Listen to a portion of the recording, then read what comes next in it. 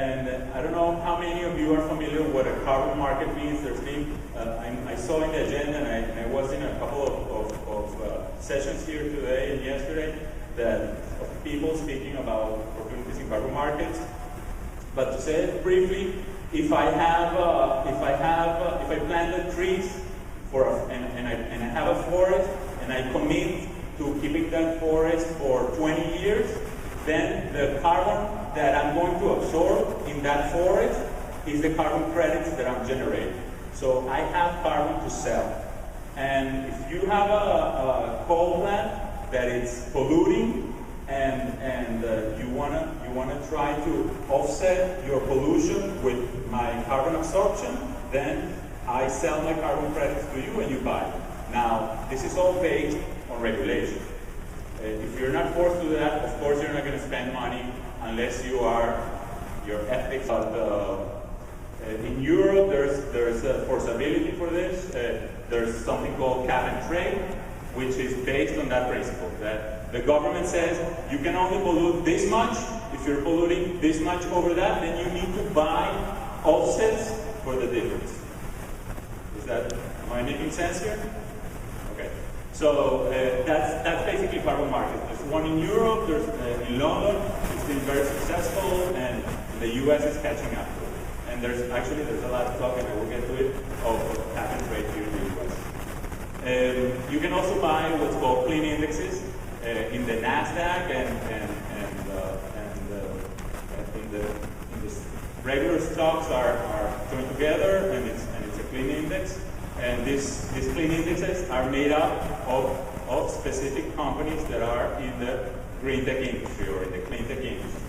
Okay? So you can also invest on those individual companies. These are publicly traded companies. Okay? So for example, A123 is a good example of a clean tech industry, a clean tech company that's in the market. It had its IPO, I think it was 4 months ago. It's a battery company, and by the way, it's considered clean tech because it stores energy from hopefully renewable sources, and then you can release it as you need it. Okay? So they had their IPO, it was very successful, so you can buy stocks from A123, I think they're in NASDAQ. Okay? And soon there's a car company, an electric car company called Tesla, and a solar panel that's more efficient called Solindra. There's rumors that they're going to have an IPO. Everyone is expecting them to have an IPO. So when they're publicly traded, you will have the opportunity to buy and sell the stocks. Okay? And the other way to buy and sell companies that are related to green tech in the open market or in the public market is by buying stock of well-established companies that are heavy into the green, meaning GE is #1 in the world in wind turbines. So if you buy stocks from GE because you feel the wind industry is going to grow, then you can do that. Even though GE also makes turbines for airplanes and they make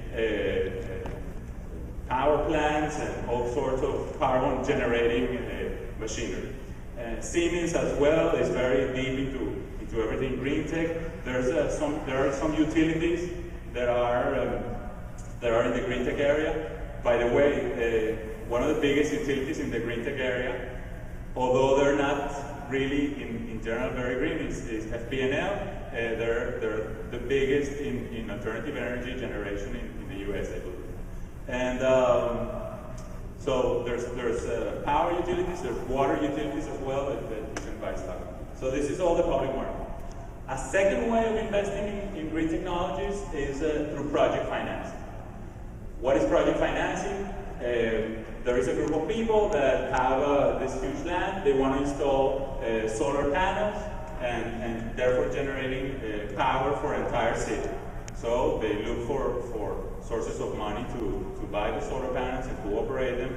This is a relatively lower risk investment because these are proven panels. Probably they will get partially financed by an established bank, so they need equity to make this project work, and they raise capital through private funding. Okay, these are a little harder. These are much harder to find than the public companies, of course, but opportunities are out there for this kind of project. There's also wind farm projects. There's also recycling facilities that are being made, and water facilities, wastewater treatment plants, and projects like that that need financing from private investors.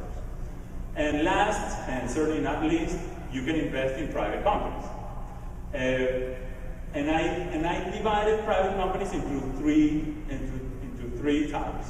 There's what's called angel investment, which is really early when a company is basically a person and an idea to invest in a company. There's early stage investments, which is when the company is starting to grow up to the point when it's starting to generate revenues.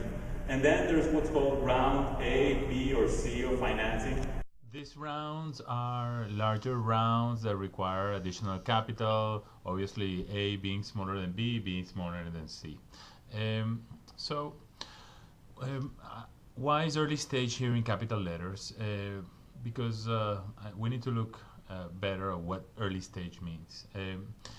If you see this graph in the bottom part of it, it's the evolution of a company. First, you start with an idea. It could be a better product or a service.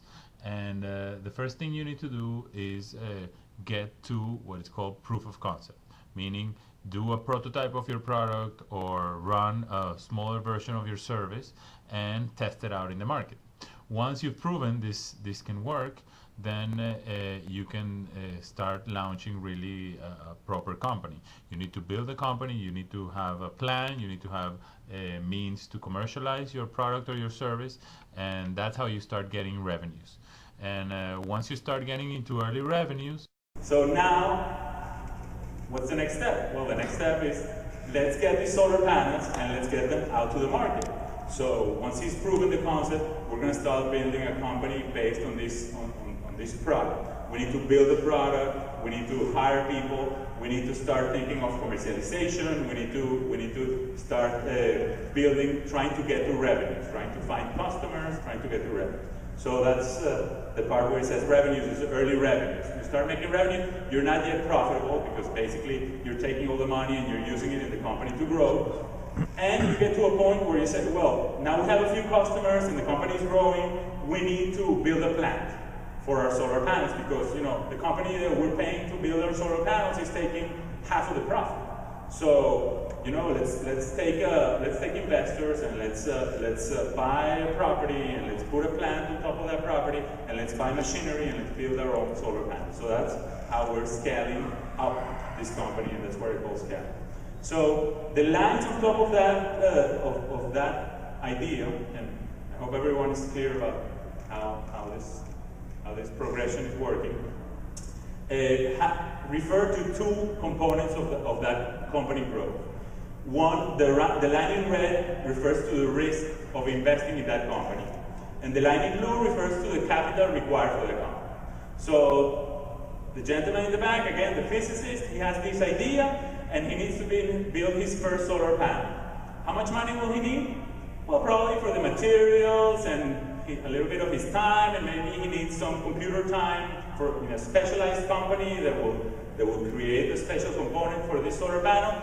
So, you know, we could be talking tens of thousands, depending on the product or on the service, it could get up to hundreds of thousands.